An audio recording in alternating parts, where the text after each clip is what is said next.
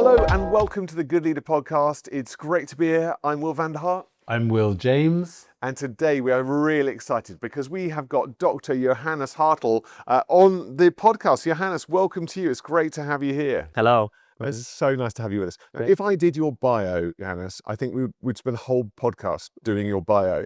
So you're a philosopher, you're a theologian, you're also a musician with several albums out. I've been really enjoying your content. Yesterday I heard you give an incredible talk. Thanks. So we're not going to spend a huge amount of time, but just want to introduce yourself a little bit to us. Yeah, I also started a house of prayer. So this is a place where night and day prayer never stopped for over 13 years. Around 100 staff members. We have conferences with up to 10,000 people. So I have many different jobs to do. I'm a speaker as well, so I do a lot on YouTube, and mainly to present Christian faith that combines intellect and emotional health in a way that is easily understandable by non-Christians. So that's what I do. And for someone who's doing so much, you look incredibly healthy and well. Yeah, I also do sports and I try to relax. And I think all this is possible, basically. Amazing. Well, it's great to have you here.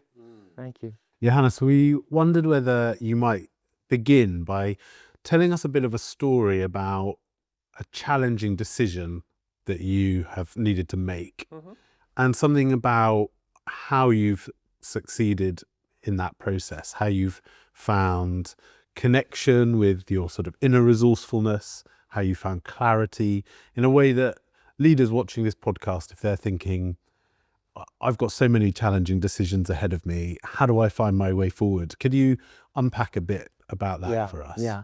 When we started with the House of Prayer, the first 10 years were just crazy. We had a 100 times a growth, so to speak. We started with 100 people in our conference, ended up with 10,000, and all this within 10 years. So these were extremely busy years. And at the end of a little bit before 2020, I realized that our staff was really tired.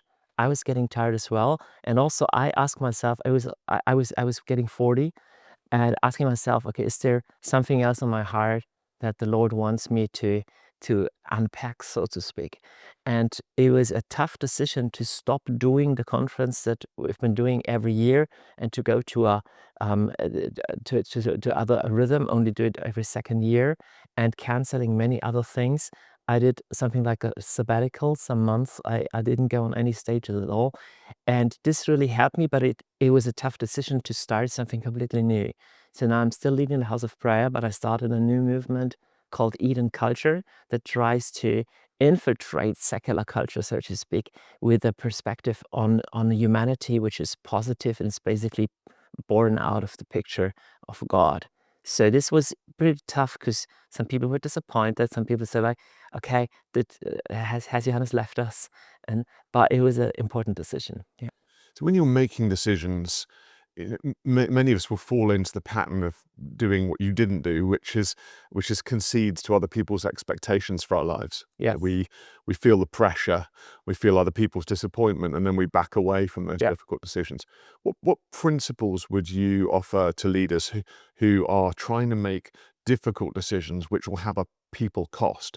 Well, lots of our audience are people in church leadership. They're having to make difficult decisions all the time which disappoint people. What would you say to them? Honestly, I believe the greatest danger is to not make decisions at all, right? If you're in a roundabout and you never take an exit, you end up nowhere. It feels like freedom, like you don't have to decide. I'm just staying in the middle ground. And our society, our culture makes that easy. You have so many options, right? You have 20 different food options for lunch, right? And you end up deciding nothing. And a leader who decides nothing is a dangerous leader, because you have to decide. And some of my decisions, they were really wrong, or at least partially wrong. But it's like taking an exit on a roundabout. If it's a wrong exit, you can still go back. But if you keep on circling, you're trapped. So the first principle is to take risks is one of the most important things that you have to be willing to do as a leader. Make decisions. And how does that work within your team? Like, is it easy to get unity around that? Do the people around you who are kind of co-decision making with you feel in alignment with that? Well, if you have a healthy team, you'll have different personalities, and there will always be some who are more visionary. I'm a more visionary type. some who are more pastoral oriented, some who are more traditionalist or structure oriented, and you need all of those voices. But as a leader, I would say visionary leadership and risk-taking leadership needs to be welcomed as a gift. And oftentimes in the church, we don't do that. Oftentimes we are very pastoral oriented, and the danger of that is to actually end up being people pleasers. Wow, that's absolutely true. And the first great leadership mistake in the Bible is what Saul did. Saul was like God's first king of Israel. I mean, he's not the first leadership, there's some other mistakes, but he was the first king. And his main problem was a fear of man. He was afraid of people running away before the battle, so he sacrificed what he was not allowed to do. And this fear of man thing, losing people, I mean, as Christian leaders, but as all leaders, we want to be loved, right? Everybody wants to be loved. But it's a tricky thing. If you do everything just to be loved, you end up spineless. You end up basically contempting yourself because you don't have any principles at all. And for leaders watching this podcast, they might be in that at that moment as they reflect on what you're saying. They may think, well, I can see I've got decisions ahead of me that I think maybe unpopular, or I even find it difficult to engage with, really thinking that I've got choice because I fear what people think, or it all feels too confusing. How in the real time demand of that situation, what would you encourage those leaders to do to find peace, to find courage, to find faith, to find clarity, to cross that threshold? You have to leave the system at least for one day or 1 hour. I mean, the best thing would be like for a whole weekend to get your head free from that, because all those people opinions are like they stick to us. It's like a fog. It's not that easy to get out of it. And from time to time as a leader, you have to get your head clear from all the gossip and all this stuff. So get away, get out. And the second thing is have some friends around you or advisors who would tell you the truth, but are not coming just from a perspective of inside the organization, but sometimes we need a voice from the outside that says no, this is the right path, keep on doing that. So do you have friends? Do you have friends who are leaders as well? And don't take every criticism from within the organization personally, because as a leader you also figure like a ersatz father figure, you trigger all these different dynamics, and sometimes you need somebody from the outside to tell you the truth. That's so helpful. I wish I'd had this advice when I led my first church. I remember being overwhelmed by trying to do a great job and then receiving lots of what felt like really kind of disproportionate criticism. And I thought it was all because of me. Yes. And actually it's not, is it? It's No. people are projecting their problems and their disappointments on you. And in the leadership space. you shouldn't take criticism too seriously if it comes from people whom you would never ask for advice anyways. Okay. Right? And some people who would give you very, very openly all the criticism, but you see how they live, and you would never pick or choose this person to be an advisor. So take the criticism very seriously from people whom you respect and who you also would ask for advice, and have those people in your life. And those criticisms you should take very seriously.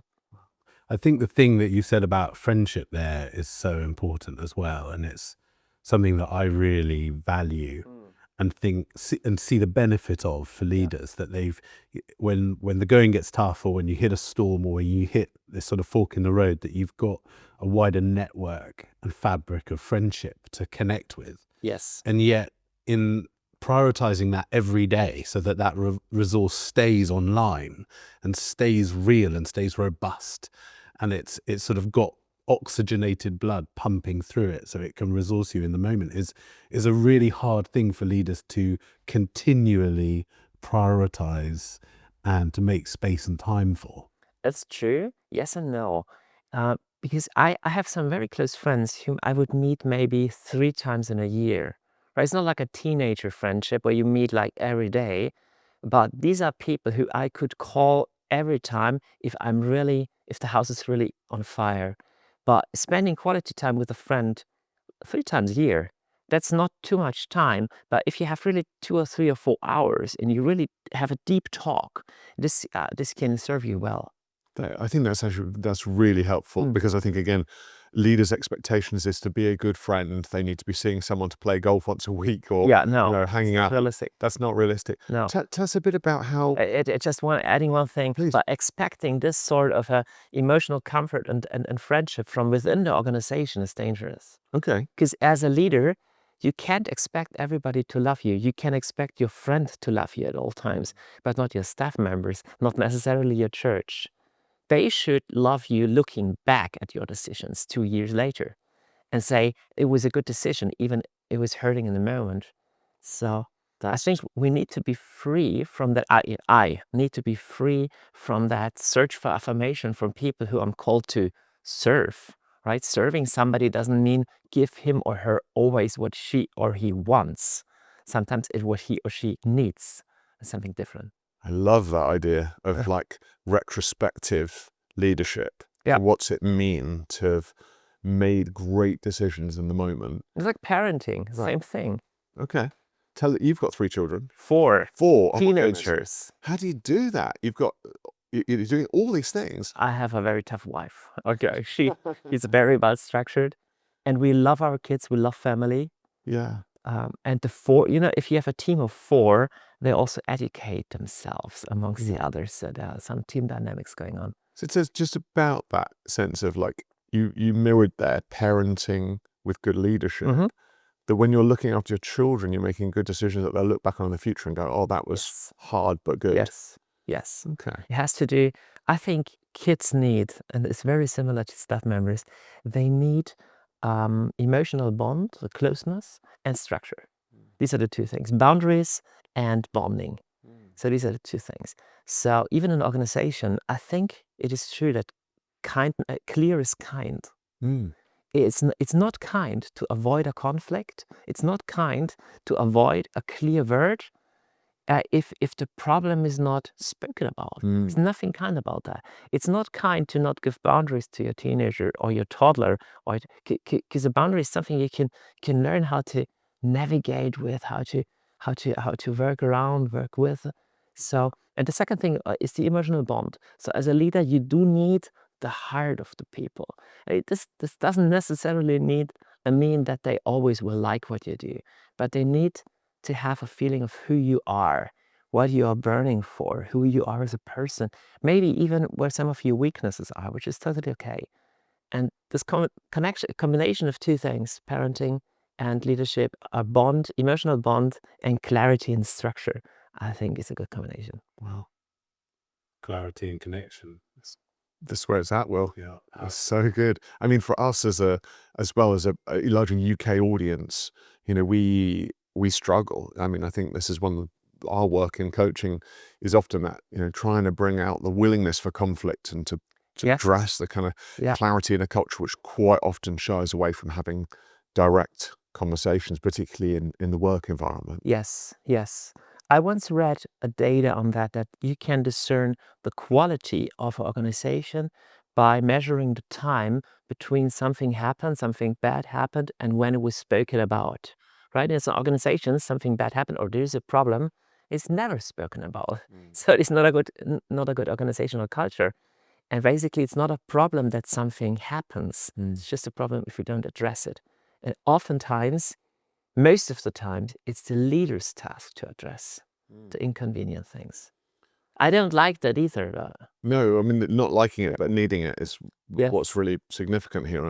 And probably, I would say, if I can say that, if I'm allowed to say that as a German, probably your strength in politeness that you British have is your weakness sometimes in addressing things. No, I think that's absolutely right. The cultures are very different in how openly you can address something. Like Asian cultures would be totally how you call it, not open cultures, you have to go around different things. And you have very overt cultures like the Americans, and us Germans, we tend to be also very direct, which can be a very bad thing. We can be rude from time to time, but the quality is you get negative feedback right away. Well, I'm wondering whether there's a time that's been kind of crunchy for you around that. Has there been a time where you've needed to address some challenging feedback within your team and within the people that are close to you that has been hard work?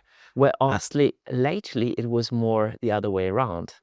I had tough talks with staff members who would give me negative feedback, which was well deserved. So, and I needed to listen and I needed to learn. But answering your question, yes, lately I think about one situation with another team leader where our relationship was great, but there were just decisions taken that weren't paying out very well. So it's never nice to address those things because you want to stay friends, but not at the cost of honesty.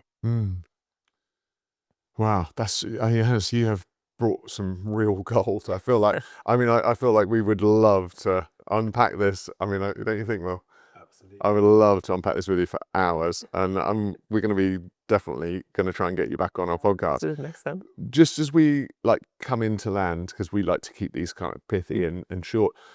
When people look at your bio, look at what you've done, House of Prayer, philosophy, writing, teaching, coaching, academic work, they're going to think you're a Superman, but you're not. No, I'm not. I just want you to tell us what you do for fun and what keeps you obviously in good shape, what keeps you happy, what would you advise overwhelmed leaders out there that they could emulate? It's just one secret. I spend a lot of time every morning in silent prayer. This is contemplative prayer. I taught on that yesterday as well in my lab, which is basically just sitting there and relaxing the fact that I'm allowed to be and that this state is already rich. So without me thinking about anything, without me doing anything, I am enjoyed by God and I enjoy myself. I feel myself. I breathe in. I realize the sounds all around me. You could also call it mindfulness, but I call it contemplative prayer. And I try to spend several hours every day with that. That sounds crazy, but this is my secret. This is for me the source of it's my wellspring of life. This is my source of creativity. So I find myself within 2 or 3 hours of that being much more creative than 2 or 3 work days. So ideas come and I'm recharged. So these are my mornings. Well, whatever you're doing, I'm gonna start practicing it. I think we're gonna start doing some much more contemplative prayer. As for fun, I love traveling. I love dining out. I love green tea, and I enjoy life. Yeah, I can see that. Wow, inspirational. Yeah, and I'm looking forward to listening to some of the albums that you've recorded as well. Yeah, absolutely. So good to be with you. Yeah, this has been a real blessing to us. So thank you, and we wish you every blessing for your onward journey from London today. Thank you, guys. Thank you so much for being with us here today on the Good Leader podcast. I think it's been an absolute treat. So thank you to our guest, Dr. Johannes Hartl. Look for his stuff on YouTube. I know we're going to share the links in the chat for this session. And we look forward to seeing you again soon. Goodbye from me. Yeah, and goodbye from me. See you again soon. Bye.